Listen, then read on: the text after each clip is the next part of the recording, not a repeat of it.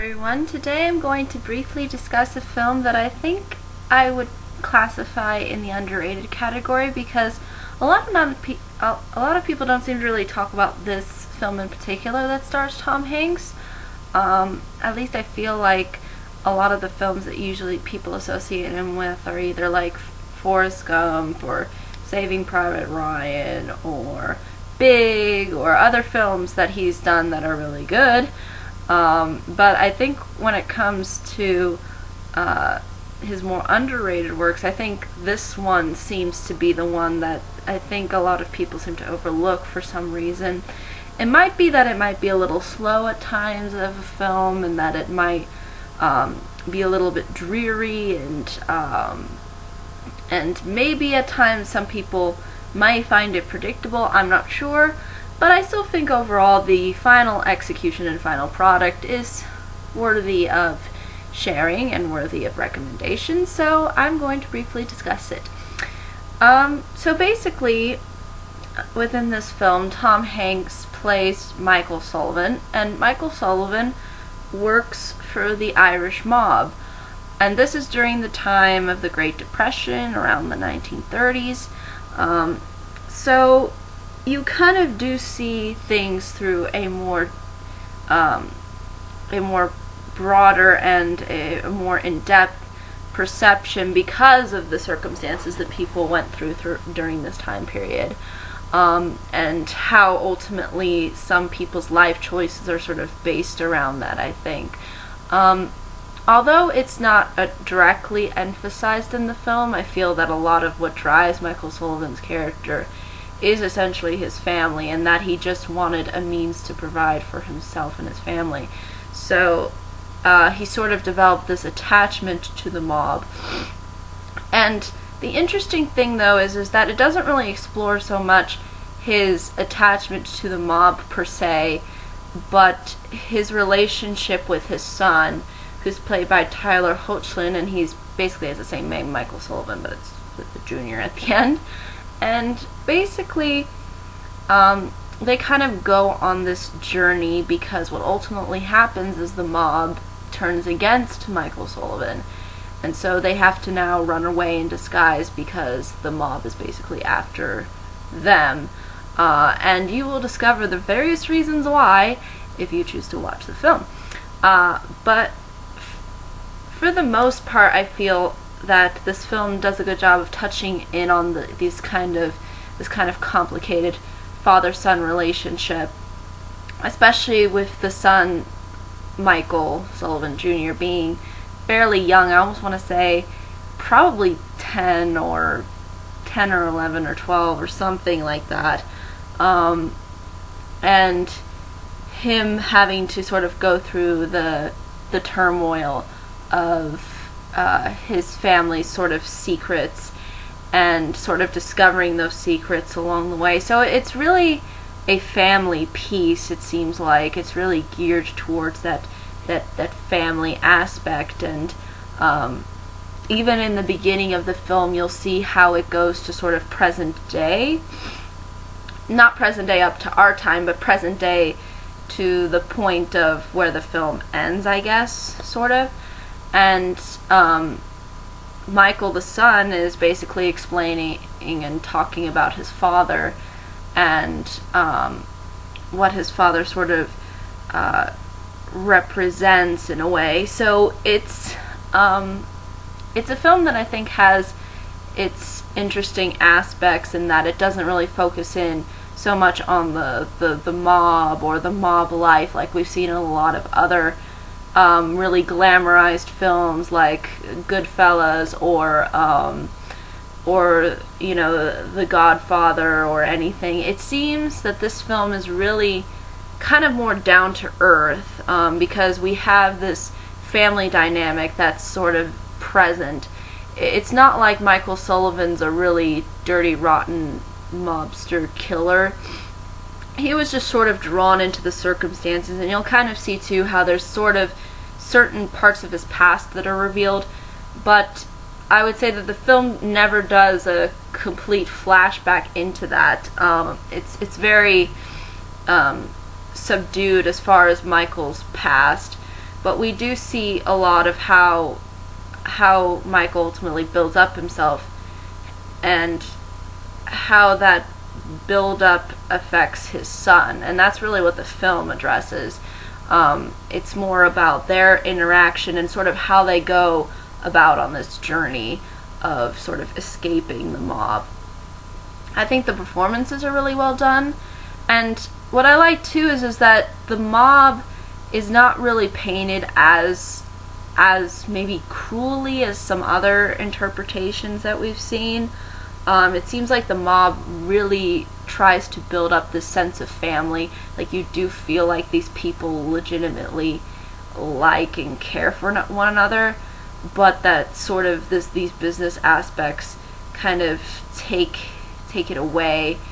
And you'll see how ultimately, not only is it sort of, there's this sort of tension between Michael the son and Michael the father, but there's also these two other characters, one played by Daniel Craig and one played by Paul Newman, I believe, where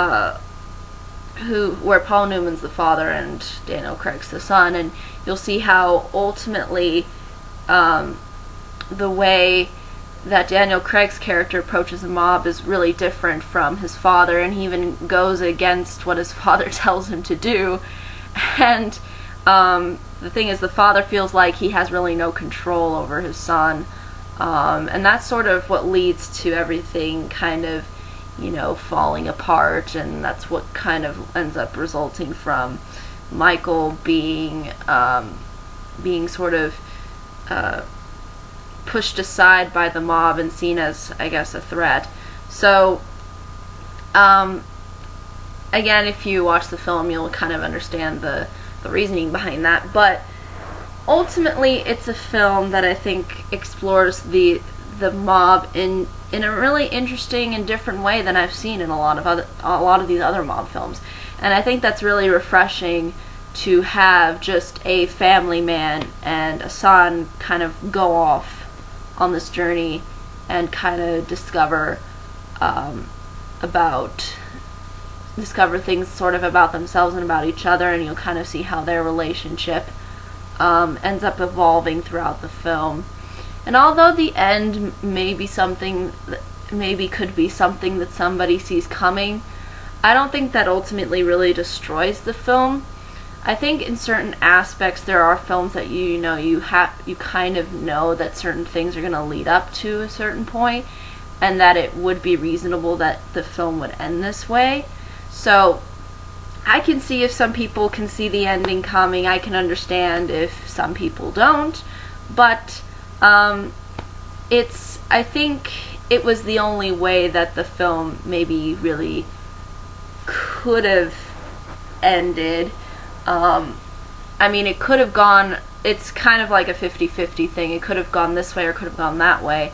But I think the film chose this route because it wanted to show, I think, the kind of tragedy behind this kind of a lifestyle, and how it's not all glamour and glit, and it's not all about the individual. It's about how this lifestyle can basically ruin a family and destroy it, even though it's ultimately something that builds a family up within the short run. And you'll see how Michael really does emphasize this to his son Michael by saying, "Hey, look,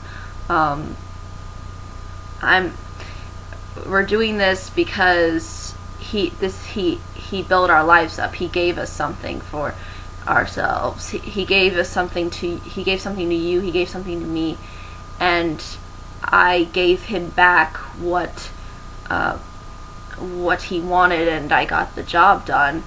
And that's basically how they sort of approach Michael's explanation to his son, because once his son figures out the life that his father's been living,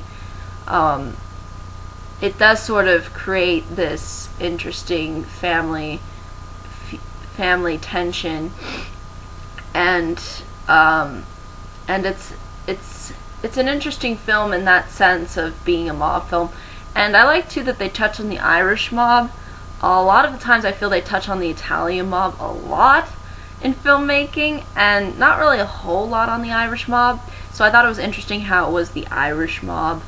And also you have the interesting aspect of alcohol that's mentioned throughout the film, and I like the film's consistency sort of with having that aspect, and that there is still this ban on alcohol, and that doing business with alcohol is illegal. So you do see that aspect sort of presented into the film, and I think the atmosphere it creates is also really well done. There's a lot of visual scenes that make you feel like you're within this time period.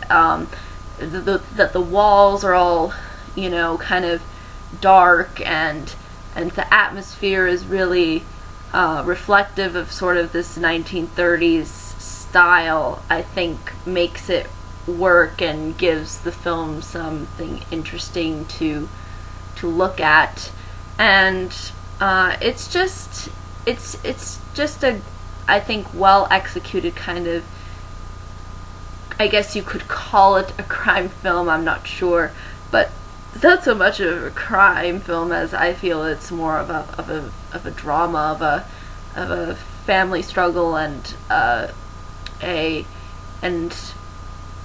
you see kind of how the mob fits into that family struggle with Tom Hanks and Tom Hanks' character Michael and his son.